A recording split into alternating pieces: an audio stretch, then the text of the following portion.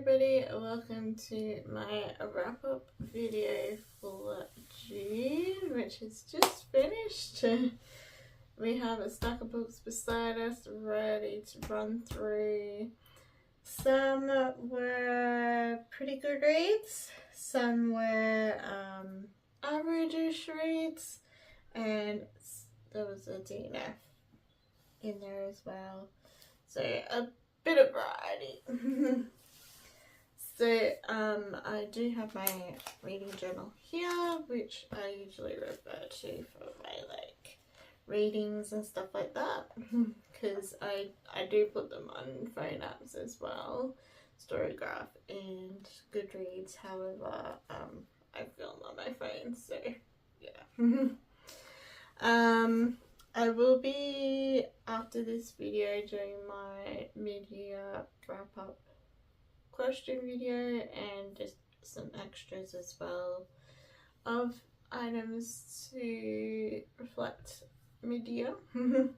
So stay tuned for that one, but I wanted to do this one first so that we could sort of make way for the July books to be read on the particular shelf that I use, and yeah, put things where they live. The first book that I started with was Ghosts of the Shadow Market, Shadowhunters, Cassandra Clare, and there's a few other authors as well. This is like a short story selection, sort of like an introduction, I guess you could say, to the world of the Shadowhunters. Yeah, so there's quite a few short stories in there. I started this when I went away, because I went away, as you guys know, to Sydney at the start of June. So yeah, I didn't actually read much while I was out there, but I finished it when I got home. There is some like artwork throughout it as well,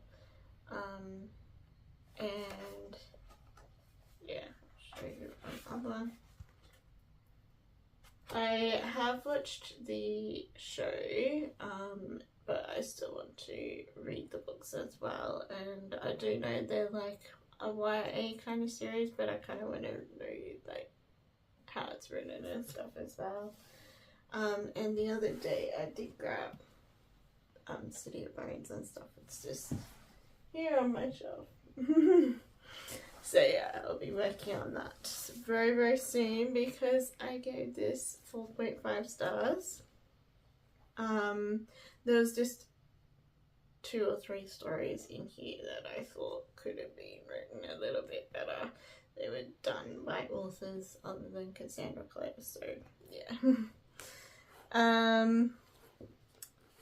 So apart from 4.5, yeah, so it was an insight into the world and the characters. It met my letter G challenge for fantasy, for one of the challenges that I'm doing. And yeah, each story was set around like this marketplace vibe, and yeah, it was a bit of fun. And yeah, I just really enjoyed getting into things with the books, and enjoyed all the artwork between each story as well. Yeah, it was just a fun time, and yeah, you guys know it's pretty much my vibe when it comes to fantasy, this kind of theme, like hunters, demons, vampires, wizards, yeah. Totally my vibe. So yeah, a good one. If you haven't read this particular short story thing and you have read the other part of the series and you don't know about it, I actually found this at a book sale of all places, for like $1 or $2, and I was like, oh, okay, this is part of Shadowhunters world. I'll start with this because yeah, I enjoyed like Assassin's Blade when I was getting into that kind of thing, so yeah. The next one that we read was actually a classic. Just find our review part.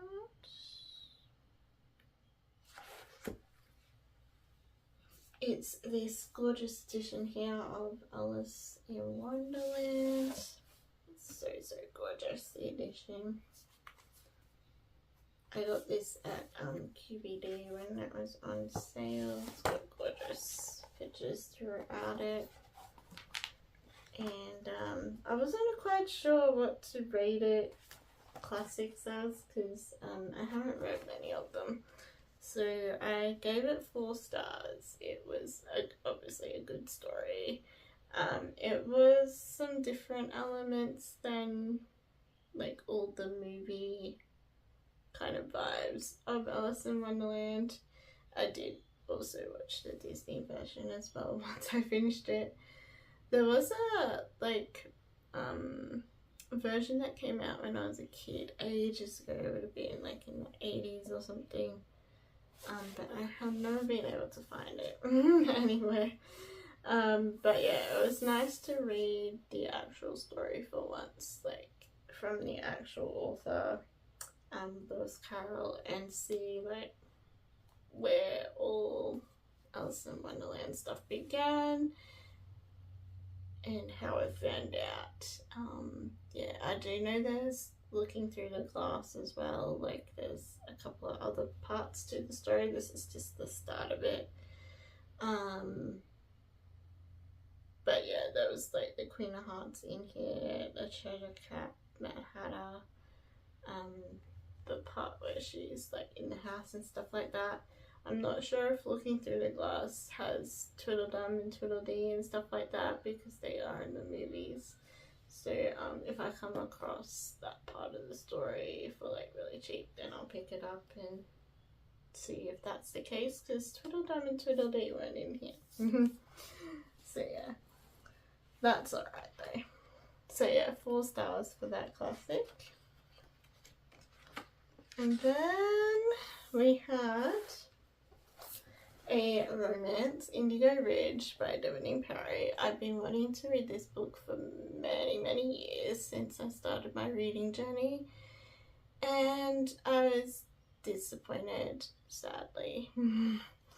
I did get through it, but I was disappointed. I put it off for so long. I only gave it 3 stars. It was like, I expected it to be a small town, obviously romance, like, and like the cop crime kind of element to the story. However, it was very heavy on and like found family and stuff like that. I just didn't vibe with it. It was okay, but yeah, I just didn't vibe with it, and I won't be continuing with the series. I mean, it was only 3 stars. It was a disappointing read, kind of like when the Moon Hatch. I was a bit of a let down by it. But obviously, if it was your thing, then so be it. I think it was the writing by the author as well.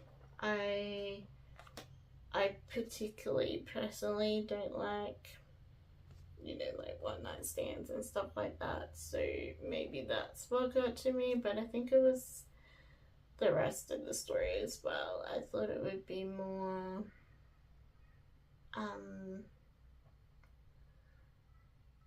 like murder clue based and found family based. But yeah, the romance was a bit dodgy in it, and the crime part of it was a bit like it fizzled out kind of thing. Like the crime wasn't really solved and that kind of thing. So yeah, not for me, the Eden series, but I did give it a go finally, which I'm proud I finally got to it. And yeah, I don't think Devoney Perry is the writer for me, well, with her romance series anyway. But I gave it a go. It was 3 stars, so it was alright. We then read just finding where it is in our review section. I do love these journals. I will do a bit of a journal video soon too, on like my thoughts and stuff like that. But just one thought for you guys with these journals is there's a quick review section and another review section, and there's lots of flicking around different sections. As you can see, I have like tabs on the side here, but there's also lots of other sections in here, and it's just everywhere in my opinion. It's not meeting my needs with that, where things are and stuff, but that's just a personal thing. Back to the actual reviews. Help if I actually went to, didn't I put this one in? Yeah, I mustn't have put it in. Okay. I must have skipped it. I have been updating it a bit weirdly lately too. I need to get back on doing it one book at a time as I finish them like I used to. Because things the last couple of months have been a bit everywhere. The Honey Witch, this was my book club read, local book club read for June. This was written so beautifully. There was touchy subjects of death of family members, so if that's a trigger to you, then just be aware of that. It was beautifully written, all of it though, and that's what kind of kept me rolling with the whole book. I gave it 3.5 stars overall, just because that trigger was such a big thing, and I'm not really one for same gender relationships, which was in it as well, but it was gorgeously written by the author Sydney Shields. I did respect her for how gorgeously she wrote it, and that's what it kept me reading the whole book. And obviously it's a gorgeous cover as well. Yeah, not much else to say apart from that, but yeah, it was the writing that stood out to me. It was so gorgeous and lovely done for all the touchy subjects it touched based on, and a little bit of sprinkle of magic came through, probably not enough for me magic wise. But if you're after like something gorgeously written, then definitely grab the Honey Witch as a like comfort kind of cozy fantasy vibed book. The next one I picked up was Christina Lauren's Love in Other Words. This one was on my 26 books list to read in 2026 because I had the book on my TBR for like donkey years. I sadly only got to page 185. I DNF'd this.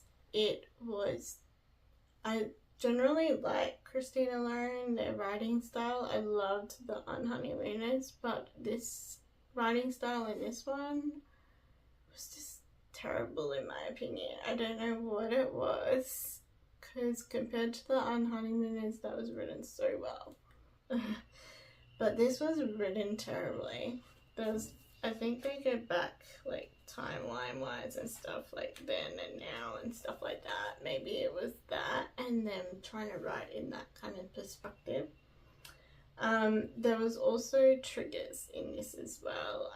Every book I was picking up in June had like cancer or death as topics, which are triggers for me at the moment, and yeah, they may be triggers for you guys as well, so just be aware with the Honey Witch and this one that there are triggers. Yeah, so that was another thing why I DNF'd it, because it wasn't approached very well, the trigger, and there was no warning within the book either, Rose the Honey Witch. I think there was a bit of a warning in there, if I remember. Yeah, there's a concept warning in the start of this one, but Love in Other Words, there's no content warning at all. Yeah, so a DNF, which is a shame. I've been DNFing a few of my 26 list books, but that's alright. Indigo Ridge was another 26 books as well, I forgot to mention. But yeah, I managed to get through that one. The next book was a bit more positive. This one is Agnes's Mystical Cat Shelter by Heather Fawcett, the author of Emily Wilde's series. I've only actually read the first Emily Wilde book. I really enjoyed this one though. I gave it 4.5 stars. It was just so well written. As you can see, I've actually tabbed and annotated this book, and these are my annotation lists within it. There's Cute Cat Moments, List Organization, Magic Elements, and Evie's Favourite Parts. I did write everywhere in here as well. So yeah, it's like annotated as much as possible, and I did love the story. It was so good. I annotated this for a friend for a gift, so if they're watching, I'm not sure if they watch all my videos or not, but if they're watching, this gift is coming to you very soon. It was fun doing another annotation and of a book I didn't know as well, so I didn't know what was coming up within the story, whereas Twilight, which was my annotation, like I knew the storyline and what was coming and stuff. So yeah, I did this as a gift for a friend, but I actually really enjoyed the story, as I said. So yeah, it is a really good one. 4.5 stars. I loved the magic within the storyline, and obviously the cat parts were really good. It was part of a fantasy challenge which I'm doing under Cozy Fantasy, because it's obviously a cozy fantasy. This cover is like gorgeous, by the way. What else did I put? Yeah, just a fun, mystical, magical, cozy cats. Awesome storyline read, and yeah, I actually recommend this one. It was really good. And yeah, I'm looking forward to giving it to my friend when I see her. I can't wait to do that. It's gonna be super fun to do that. Okay, the next book. I kind of went off it toward the end of the month on a bit of a mood vibe kind of situation, because I picked up one of the books that I got in Sydney, because the start of the month I went to Sydney. I really wanted to read A Sunset in Sydney, which I got there while the Sydney areas were fresh in my head, from the city and the hub area and all that sort of stuff. So I kind of wanted to read it as quickly as I could. This was a little bit of a disappointment. It was just an average read with 3 stars. It was, to me, I thought it would be more Sydney based. It was more overseas based in other countries. Fair enough that, you know, they were all travellers and they met overseas and everything. But when the guys were in Sydney, it could have been a bit more in depth with all of that. It was just very lightly like touched on. And for the topic of Sunset in Sydney, like, you know, if that's your title and that's the theme of your book, like, make it more based there. But it was an alright read. I kind of got annoyed with the female main character as well, because she wasn't deciding which guy she wanted, and she was leading them on country to country, and with her discussions and everything like that. And I don't know, just the thought of doing that to these guys, I just felt sorry for the guys because they were both really good people, those two guys in the story, and I just felt sorry for them the whole way through. But yeah, it was alright to read. It wasn't what I was expecting, but yeah, an average one, 3 stars. Yeah, and it was good to read it because of the areas that were mentioned. They were fresh in my head. Yeah. The next one I picked up was on my TBR. This was Game Set Match. This was letter G for my romance challenge that I'm doing. Obviously this is a tennis romance. This was the first tennis romance that I actually read. Obviously I've read other sports romances, mainly hockey ones, I would say. Getting probably into the future more into other things. I have read like football, rugby ones, because there's like the rule book with Sarah Adams and stuff like that. Yeah, but this was the first tennis one. This was average as well. It was 3.5 stars.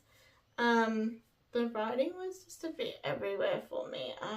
It was just, for a published book, like, it could have been written a lot better. I got confused because the main character was meant to be Penny. However, in the writing side of things, the main character was Indiana, and the story was very focused on her rather than Penny as the main character. And that threw me a lot, and I think it was how it was written and the focus on Indiana throughout the whole story and focus on her as a character, and writing wise, that's what kind of threw me. So I think and hope that the writer has realised that for the next book, or if she like has other blurbs on the back of her books, like just make sure that she blurbs it to what's actually inside for the main female character and other characters. But apart from that, it was a fun time reading it. It was fun to do a tennis romance. It was an okay story. Yeah, it was just how it was written in what I explained that kind of put it down for me to only 3.5 stars. So yeah, and I probably won't, it is a series, and I probably won't continue it just for that author's writing confusion kind of style vibe. But yeah, it was okay. And then we actually went off tangent for the next book. As you guys know, I recently did a lot of haul videos, and one of them was at my local indie bookshop there, and this was one of the books that I purchased when I was there. It's King of Jokers, the King series by indie author BYK Peters. I loved this. I gave it 5 stars. To the girls when I was shopping in there, I said to them, look, I've been eyeing off this King series ever since you guys opened. And the shop girl when I was there said, why don't you just pick the novella up? Because you can read them in any order, they're interconnected. And I said, that is such a great idea. So when I was at book club the other day, I actually picked up the other 2 books that they had in the King series to read because I gave it 5 stars. I loved it. I just connected so well to the female character so much. And the guy was a great character as well, even though it's like only 156 pages short. It was such a fantastic story, fantastic characters, fantastically written, and I will definitely be continuing with this King series. It's like a AFL Aussie based series, but I think she's Sydney based, the author. yeah, Sydney-based author. And this quote from the guy: "It always has been you, Winter. You're my North Star, my compass, my home."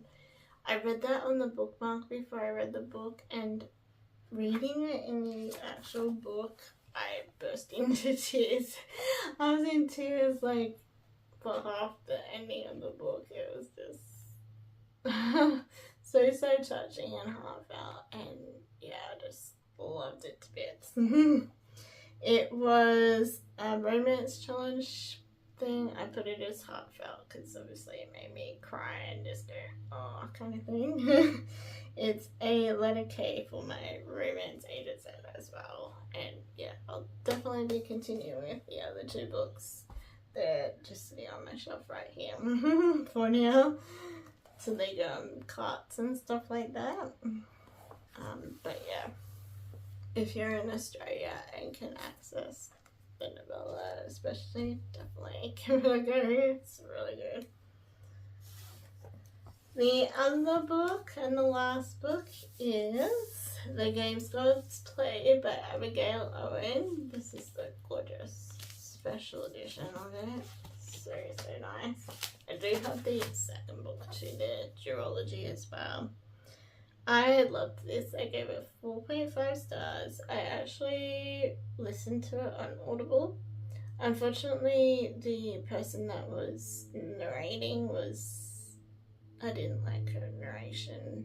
She got a bit boring at times and like monotone all the time. Like when she was trying to change character voices, it just didn't work for her and stuff. But I loved the actual story of The Games Gods Play. It's kind of like trial based, but in like a goddess world. And humans are brought to this world to do trials for their gods that bring them there. And I won't say much more than that because obviously it'll spoil the story. But yeah, 4.5 stars. It was a book on my 26 books to read in 2026. So I'm going good with that. Fantasy, the letter G, and the Fantasy Challenge, Gods and Goddesses theme. So yeah, really enjoyed that. So yeah. And that was the month of June. Yeah, thank you for joining me in my wrap up for the month. I always love watching these videos. Obviously everybody's opinions are different on every book that we read, and because we're all very different people, but yeah, these videos are great to put out there. It gives you a bit of a heads up if you're the same kind of reader or you're not sure about a book and you're humming and hawing about it or something like that. So yeah, they're always great videos to watch wrap-ups. I'll just put my glasses up here. So my next video soon will be my mid-year wrap-up. I'll do like the general questions that everybody is doing, but I'll also add some things as well. So I'll add like where I'm at with my challenges, with the like number of books I've read, stuff like that, as well as answer those questions for you all. It'll give you guys an insight of where I'm up to with my reading and how I'm feeling about my reading for the first half of the year and stuff like that. What my favorites have been, what my disappointments have been, what my crying books have been. You may have had an example of that one today. Yeah, so as soon as possible I will be doing that one as well, so stay tuned for that one. Yeah, so I'll catch you all very, very soon in my next video. Bye.